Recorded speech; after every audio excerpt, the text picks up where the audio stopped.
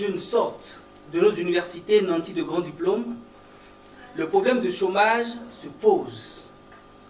Les associations et mouvements mettent tout en œuvre pour réduire le taux du chômage. Et c'est dans cette optique que nous recevons sur notre plateau la Jeune Chambre internationale pour échanger autour d'une thématique qui se libelle comme ceci. Quel est le rôle de la JCI dans l'employabilité des jeunes? Et pour mieux en parler, nous avons de hautes personnalités de la Jeune Chambre internationale à la personne de le sénateur Ousmane Mahamadou, vice-président de la Jeune Chambre internationale, qui est en Côte d'Ivoire dans le cadre du caravane des jeunes entrepreneurs qui s'est tenu à Bouaké le samedi dernier. Bonsoir, cher sénateur. Bonsoir. Monsieur Raoul Bataka, président JCI, est aussi sur le sol ivoirien dans le même cadre. Bonsoir. Bonsoir. Madame Bané Mabintou, présidente JCI de la Côte d'Ivoire. Bienvenue sur notre plateau. Merci. Et enfin, nous avons le président de JCI, Session Benjerville, monsieur Ayoul Jean-Michel, qui a voulu que cette émission se fasse afin de permettre aux jeunes téléspectateurs de mieux comprendre le rôle de la JCI dans l'employabilité des jeunes. Bonsoir. Bonsoir. Bonsoir à tous, bonsoir à toutes. Nous sommes bien sûr sur la TV, le numéro 1 de l'employabilité en Afrique. Avant d'entrer dans le vif du sujet, nous allons demander à nos chers invités de se présenter un peu plus amplement. Nous allons donner la parole au plus grand, à tout seigneur, tout honneur, monsieur le vice-président. Présentez-vous un peu plus amplement à nos chers téléspectateurs. Merci. Je réponds au nom de Mohamed Ousmane. Je suis vice-président international assigné à la JCI Côte d'Ivoire. D'accord. Oui, présidente JCI Côte d'Ivoire. Merci beaucoup. Je suis Mabine Toubané, présidente nationale 2018 de la Jeune Chambre internationale Côte d'Ivoire. D'accord. Le pays frère. Allez-y. Raoul Katet Bataka. Pour ce mandat 2018, je suis le président national de la Jeune Chambre internationale Togo. D'accord. Oui. Monsieur Jean-Michel. Merci. Je réponds au nom de Agnoul Jean-Michel, président exécutif 2018 de la Jeune Chambre internationale de Benjerville. D'accord. Alors, si nous voulons savoir un peu plus détaillé la JCI, ce que vous faites dans la JCI, qu'est-ce que vous allez nous répondre, monsieur le vice-président? Merci beaucoup. Avant de rentrer dans tout le débat, il faut comprendre qu'est-ce que c'est que la JCI. La JCI, comme on le dit, la Jeune Chambre internationale, est une organisation à but non lucratif basée sur des jeunes âgés de 18 à 40 ans qui a pour mission d'offrir des opportunités aux jeunes qui leur permettent de créer des changements positifs. C'est ça. Quelque chose à ajouter? Oui, il a tout dit. Il a tout dit, ok. D'accord. Alors, quels sont les objectifs que la JCI s'assigne? Les objectifs de la JCI. On va au Togo ou bien on reste en Côte d'Ivoire? D'accord. Ok, en Côte d'Ivoire d'ailleurs. Merci beaucoup. La Jeune Chambre a 4 aires d'opportunité. Notre première aire d'opportunité, c'est le volet du monde individuel. Cette aire d'opportunité concerne donc le développement personnel, la formation, la prise de parole en public, la rédaction des procès-verbaux. Ensuite, nous avons notre deuxième aire d'opportunité qui est le volet communautaire. À la Jeune Chambre internationale, nous avons donc appris à faire des projets qui répondent aux besoins de nos différentes communautés. Donc, en fonction des besoins des localités, nous faisons donc des projets en vue donc de satisfaire nos différentes populations. La troisième aire d'opportunité, donc, c'est le volet affaires. Nous sommes une organisation citoyenne, remplie de jeunes de divers horizons qui chacun a un emploi. Donc c'est l'occasion pour nous, nous retrouvons, de pouvoir se mettre ensemble pour former un réseau d'affaires. Et notre dernière aire d'opportunité, c'est surtout l'internationalisme. La Jeune Chambre se retrouve dans beaucoup de pays dans le monde et nous voyageons à travers tout le monde, aux États-Unis, en Afrique de l'Ouest, en Europe, en Asie, en Amérique. Donc chaque année, nous organisons des activités dans plusieurs villes du monde entier. C'est ça. Alors parlons du caravane des jeunes entrepreneurs. J'aimerais donner la parole à M. Jean-Michel Ayoul.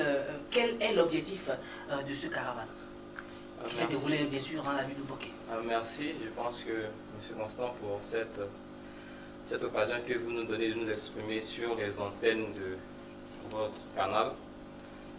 La caravane déjà, il faut le souligner, a été initiée par la présidente 2018 qui est présente sur le plateau. Et loin de moi l'intention de fuir, mais comme vous l'avez dit tout à l'heure, à tout seigneur, tout honneur, je veux lui donner la parole pour qu'elle explique la vision qu'elle avait quand elle a initié cette caravane. Et nous qui sommes ses lieutenants pour ce mandat, nous sommes les exécutants du terrain. Donc je vais demander à la présidente de répondre à cette question. Oui, vous pouvez. Merci beaucoup, Président Agnelou. Alors, lors de notre dernière convention nationale qui permet de faire le bilan annuel de la Jeune Chambre internationale Côte d'Ivoire, nous avons donc proposé, avec le soutien de tous les membres de notre plan d'action 2018, une caravane de la jeunesse entreprenante et leader de Côte d'Ivoire. Quel est l'objectif donc de cette caravane? Alors, les statistiques sont assez claires. Aujourd'hui, la question du chômage nous intéresse tous. Nous sommes rendus compte que de plus en plus, nous avons beaucoup de chômage. Nous trouvons des jeunes qui ont des diplômes qui n'arrivent pas à avoir un boulot. En dehors de cela, il y a des personnes, c'est vrai, qui n'ont pas de diplôme également, mais qui n'arrivent pas à s'en sortir. Comment partir de zéro pour mettre en place son entreprise.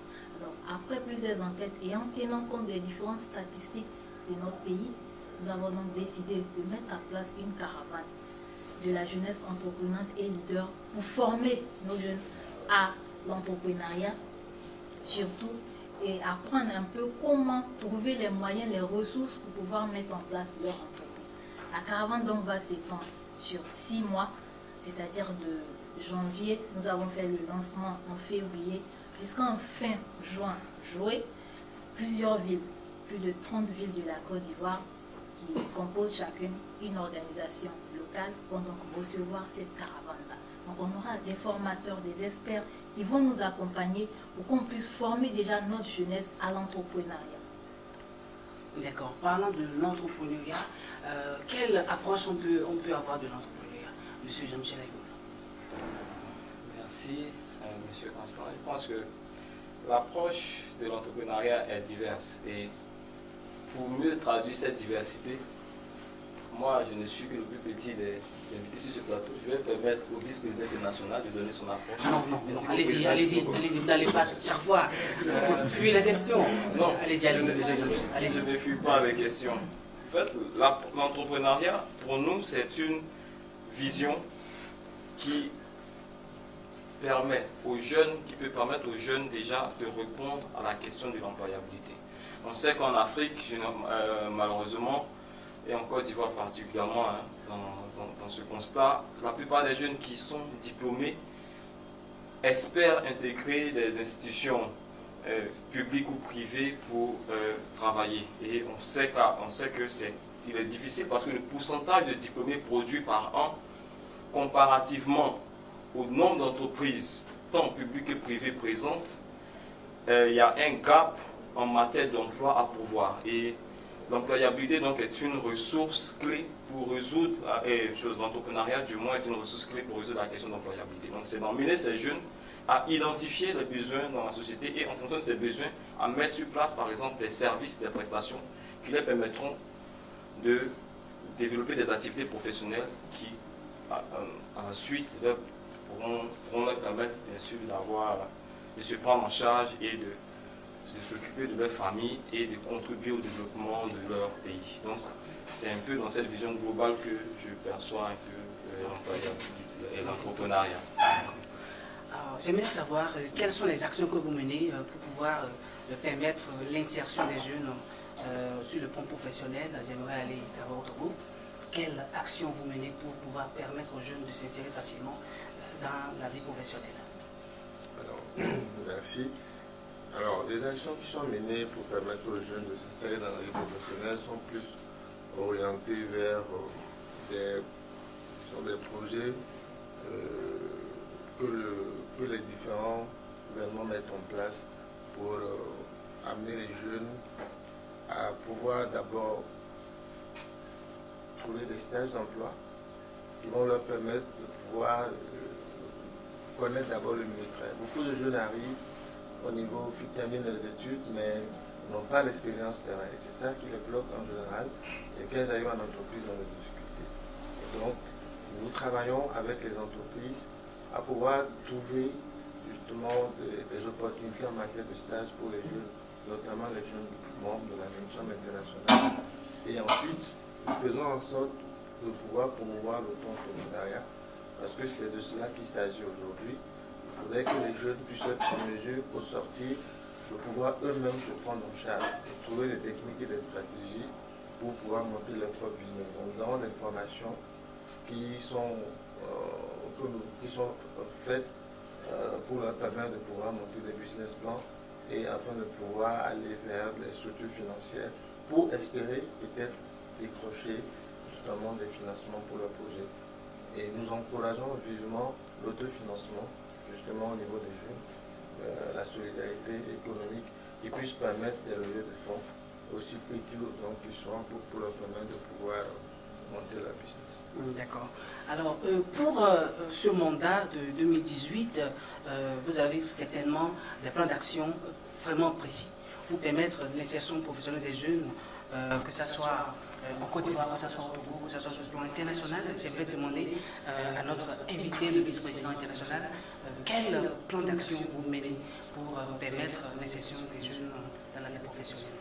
Merci beaucoup. Effectivement, depuis 2013, lors du congrès mondial de la JCI qui s'est tenu à Rio de Janeiro, donc la JCI a eu à adopter un plan stratégique 2014-2018, donc qui se présente comme une feuille de route pour nous, dans lequel il est inscrit notre cadre JCI du citoyen actif. Donc à travers ce cadre JCI du citoyen actif, on arrive à outiller les jeunes, à identifier les problèmes dans leur communauté et à trouver des solutions réactives à travers des projets et des entreprises innovantes. Et en Côte d'Ivoire, dans votre plan d'action, quelle rubrique va permettre l'insertion des jeunes? Alors, tout à l'heure, on a parlé de la caravane de la jeunesse entreprenante et de Côte d'Ivoire. C'est déjà le premier projet majeur du mandat 2018. En dehors de faire la formation sur l'entrepreneuriat, le leadership et comment permettre à un jeune de créer son entreprise à partir de zéro, nous avons quand même pris les contacts avec des structures étatiques ou non étatiques privées pour permettre aux jeunes, à 2 jeunes, 3 jeunes par région, d'avoir un petit financement pour commencer son aventure. Et ça ne sera pas affinité, j'espère. Non, il y a des critères qui sont vraiment... Lesquels on peut les savoir? Pour le moment, on a mis en place un comité qui est en train de réfléchir sur les différents critères. Je pense qu'au moment opportun, on mettra à la disposition de toutes les choses. D'accord. Alors, votre plan d'action pour ce mandat 2018, pour pouvoir permettre aux jeunes de s'insérer facilement dans la vie professionnelle. Alors, dans le plan d'action que nous avons adopté pour ce mandat, nous avons ce qu'on a appelé l'Académie du leadership, qui va se tenir pour le mois d'avril.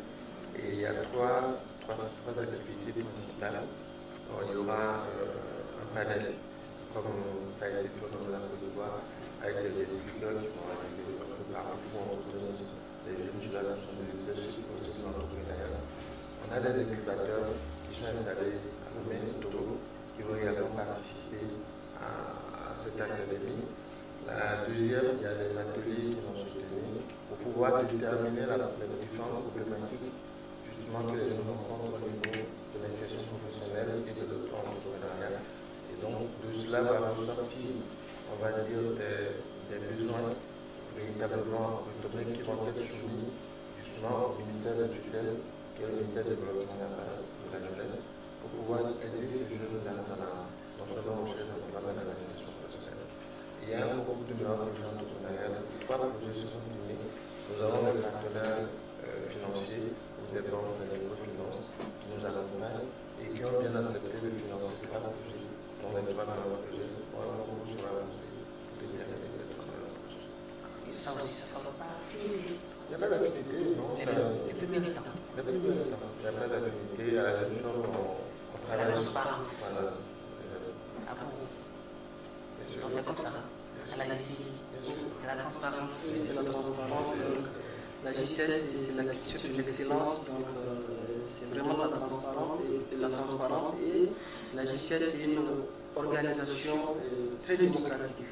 Et c'est pour cela, chez nous, à la JCS, c'est un an, un mandat.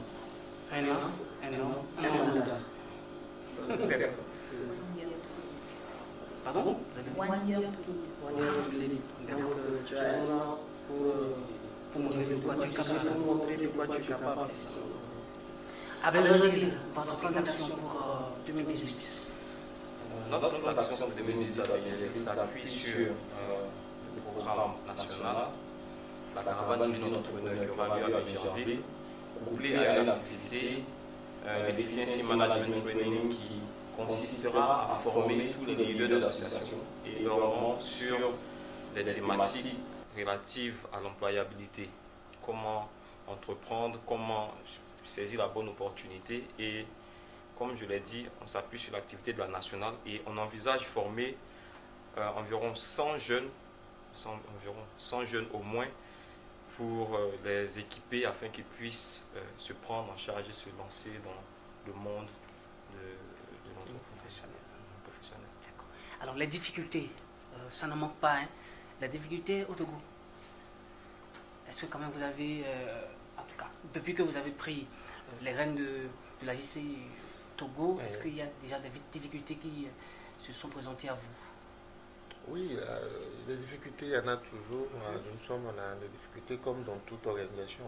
Donc, ça va d'ordre, on va dire, humain, également d'accompagnement que nous n'avons pas encore totalement. Il faut savoir que nos projets au niveau sont, on va dire, financés par les partenaires. Et donc, comme vous n'avez pas de partenaire pour financer des projets suffisamment, c'est la première difficulté. Après, on a en interne, comme dans toute organisation, des difficultés que nous serons, le cadre n'est pas adapté pour parler des difficultés internes, mais il y a toujours des difficultés. Quand vous mettez des hommes ensemble, il y a toujours, en termes de motivation, il faut toujours, voilà. Donc, sinon, il y en a toujours. Mais on essaye à chaque fois de trouver des solutions à travers justement des formations pour pouvoir aider les membres à mieux diriger et aussi à mieux gérer leur projet. D'accord.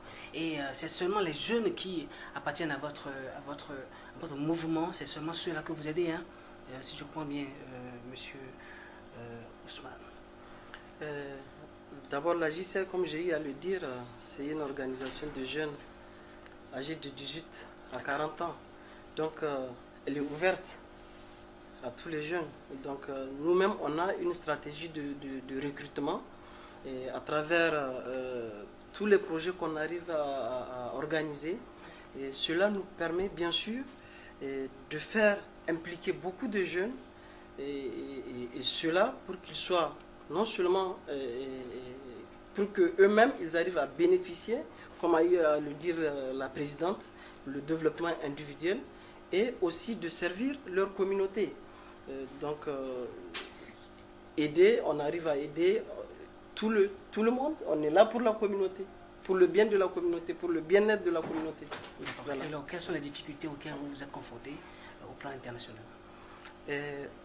Au plan international, on peut dire on n'a pas de difficultés parce que nous, on coordonne les activités des organisations nationales.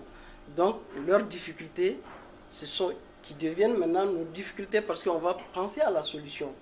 Et si vous voulez, l'un des objectifs de notre mission sur la terre ivoirienne, c'est de rencontrer aussi les membres de la Jeune Chambre internationale Côte d'Ivoire, échanger avec eux par rapport aux difficultés, et effectivement, et de remonter, s'il y en a ces difficultés-là, au niveau mondial, pour qu'on trouve la solution idoine par rapport à ces difficultés. Et par la même occasion, les inciter à utiliser le cadre JCI du citoyen actif, qui est un outil pour nous en tout cas, qui nous permet de bien conduire nos programmes et projets. Donc voilà un peu, si vous voulez, d'une manière ramassée, l'une des raisons de notre visite aujourd'hui. De votre présence. De notre présence, voilà, oui. Le rôle de la JCI dans l'employabilité des jeunes, c'est de ça qu'il s'agit ce soir avec nos chers invités. Nous sommes presque à la fin de ce numéro, de cet échange avec la Jeune Chambre internationale. Mais avant, nous avons notre rubrique clair-obscur et nous allons revenir juste après cet espace publicitaire.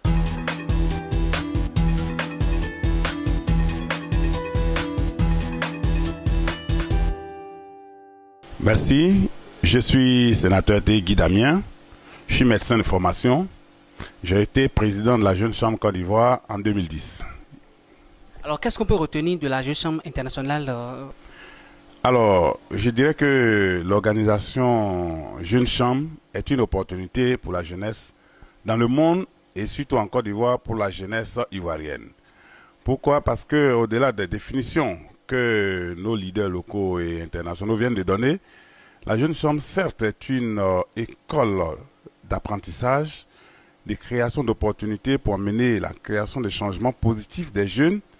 Mais dans cet ensemble, il faut dire que la Jeune Chambre développe la responsabilité sociétale. La Jeune Chambre développe le leadership de l'entrepreneuriat. La Jeune Chambre développe aussi l'impact de réaliser des activités communautaires. Et enfin, la Jeune Chambre aussi développe l'entrepreneuriat sur tout le monde des affaires.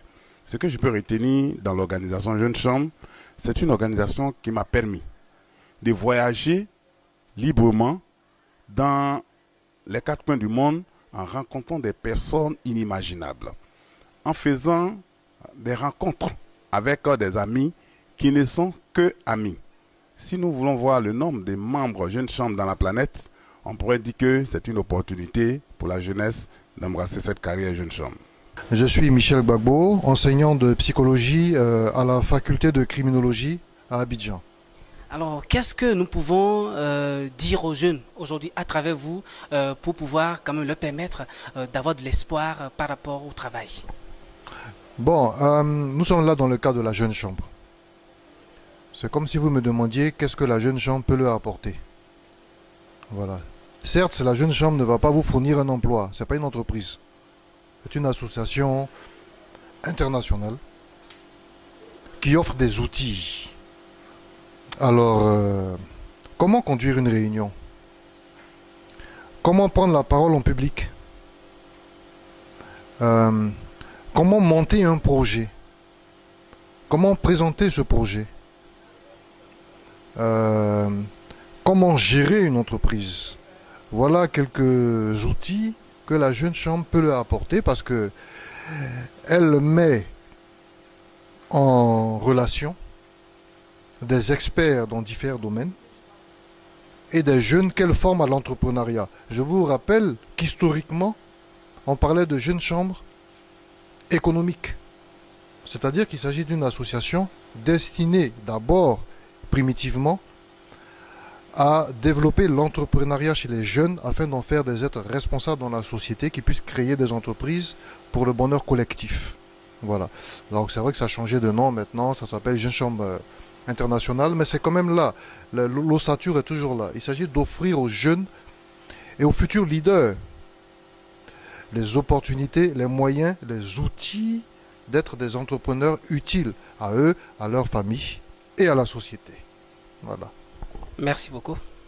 Abdoulaye Aliagui, immédiat passe-président national de la Jeune Chambre internationale Côte d'Ivoire, c'est-à-dire le président national 2017 de la Jeune Chambre internationale Côte d'Ivoire.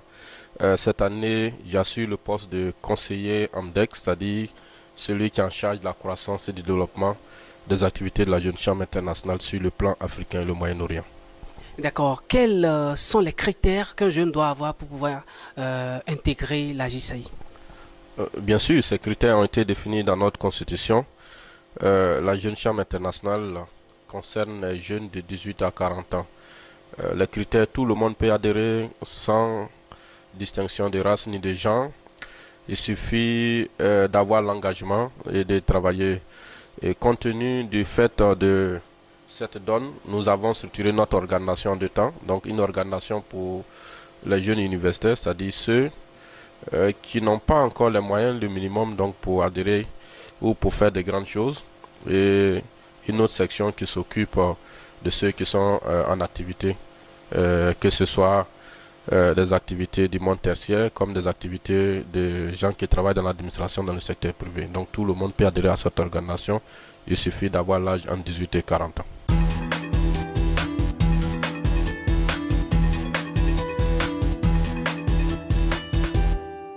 Nous sommes de retour sur notre plateau et nous sommes avec le président JCI du Togo. Nous sommes avec le vice-président international de la JCI. Nous sommes avec aussi la présidente de JCI Côte d'Ivoire et Jean-Michel, le président de JCI Section Bergerville. C'est la rubrique Clair Obscur. Il va s'agir juste que nos invités tirent un petit papier. Ils vont nous donner le papier tiré et puis nous allons lire la question qui est inscrite sur le papier. Ils vont regarder droit dans la caméra pour répondre sincèrement à la question tirée. Si vous êtes prêts, je suis aussi prêt. On est prêt. Ok, d'accord. Je commence par qui? Tout seigneur. Par, ok, tout seigneur, tout honneur. Par l'international. Ok. Alors, tirez. Vous pouvez remuer et tirer. D'accord, merci. Alors, la question tirée par notre vice-président est celle-ci. Que pensez-vous des paresseux? Alors, je pense que les paresseux n'ont aucune ambition. Et quelque part aussi, il leur manque un coaching. Voilà ce que je peux dire des paresseux. D'accord, ok. Nous sommes au Togo. Merci.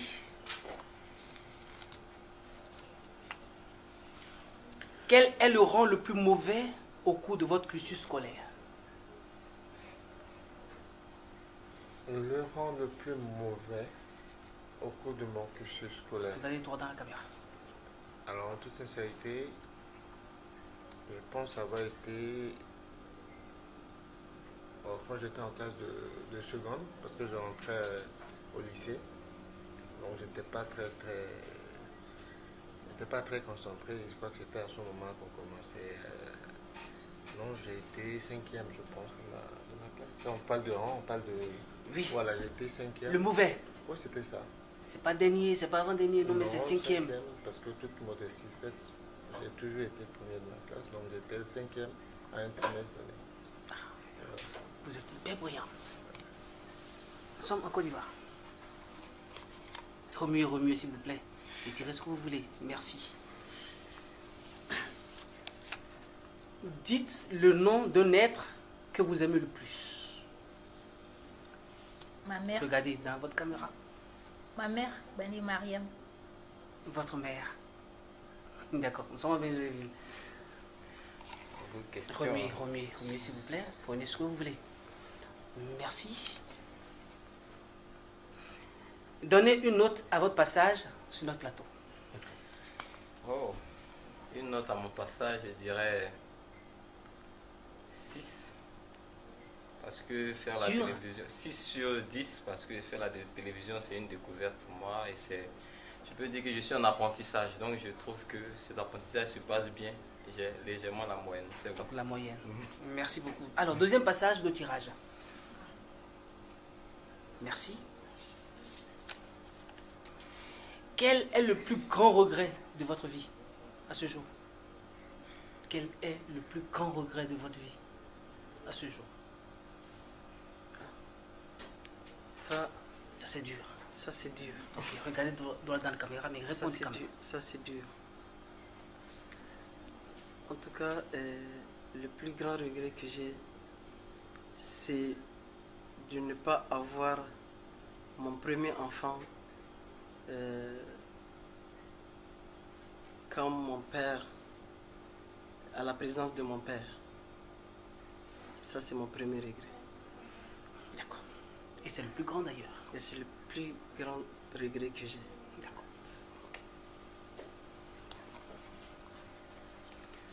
Merci. La présidence JCI de la Côte d'Ivoire a tiré la question suivante. Quelle est la plus grosse erreur de votre vie à la date de ce jour? La plus grosse erreur de votre vie. Merci. La plus grosse erreur de ma vie à cette date, c'est d'avoir changé d'école lorsque j'ai été orientée en seconde. J'avais été orientée au lycée technique d'Abidjan. Je crois qu'aujourd'hui, peut-être que j'allais être ingénieur de TP. J'ai voulu changer d'école pour aller faire le cycle C. Aujourd'hui, c'est pas un regret pour ce que je fais aujourd'hui, mais je me dis que je pouvais quand même continuer ma carrière et puis décider plus tard. D'accord. Ok. Alors, nous revenons d'abord à Benjerville avant d'aller au Togo. Benjerville. Merci. Quelle est la plus grande satisfaction de votre vie à la date de ce jour? J'ai beaucoup de satisfaction. Oui, la plus grande. La plus grande. Et comme nous sommes sur le plateau de Parlons Emploi avec la Jeune Chambre, je crois que ma plus grande satisfaction dans ce contexte, c'est au-delà d'être allé au-delà du fait de mon intronisation. Je me souviens qu'en début 2015, quand je me suis fait introniser, la présidente était là, elle était mon VPNA, et tous ceux avec qui nous avons fait l'intronisation, nous étions nombreux, ils ont tous abandonné. Je suis le seul de cette génération à être resté, et aujourd'hui j'assume les responsabilités de la présidence locale. Donc, par rapport à cette génération et par rapport à toutes les attentes, je crois que c'est une satisfaction d'avoir relevé ce défi. D'accord, merci. Alors, le dernier tirage, prenez ce qui est au fond. D'accord. Ok, merci.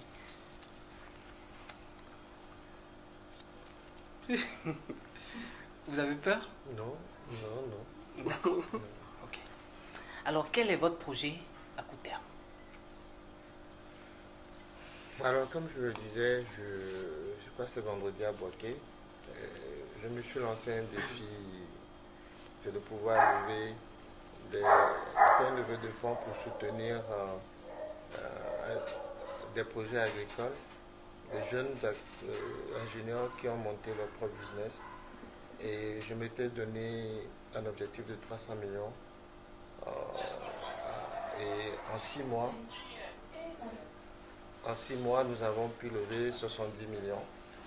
Et à ce jour, et franchement, mon projet, c'est de me battre pour que d'ici la fin de l'année, nous puissions atteindre les 300 millions pour pouvoir soutenir ces jeunes. Merci à tous, merci à chacun pour ces réponses sincères qui viennent de votre cœur. Nous allons faire un dernier tour de table et demander au président Benjerville de nous dire ses mots de fin. Merci à la FEATV et à M. Constant pour cette opportunité qui nous est offerte. Je veux remercier la présidente exécutive nationale 2018, Bani Mabintou, qui depuis mon intronisation, ma découverte de la Jeune Chambre m'a accompagné, parce que c'est elle aussi qui a permis que cette émission se fasse. Il faut dire que cette émission s'inscrit dans le cadre du lancement des activités, des programmes TV de la Jeune Chambre internationale Benjerville en partenariat avec la FEATV. Et je veux remercier le vice-président international, le sénateur Ousmane Mahamadou, qui a accepté, en dépit de son emploi du temps assez dense, de se retrouver sur le plateau avec nous. Et remercier également le président de la JCI Togo, le président national, l'ami Raoul Bataka. Et avant de laisser partir et de redonner la parole, la JCI Benjerville a prévu remettre un présent symbolique à nos invités. Je vais inviter ici une de nos membres potentiels. Il faut dire, sénateur, président, que la JCI Benjerville cette année fête ses 30 ans. Et dans le cadre des festivités de ces 30 ans-là, nous avons conçu quelques gadgets et nous voulons vous remettre à chacun un gadget, de sorte à ce que vous n'oubliez pas votre passage sur le plateau. Je vais demander au vice-président Comme tu es déjà là, Bintou, tu vas lui remettre. Merci. Merci beaucoup. Merci beaucoup. Merci. Merci beaucoup. Merci, ça va de haut. Merci. Également au président de la GCI Togo.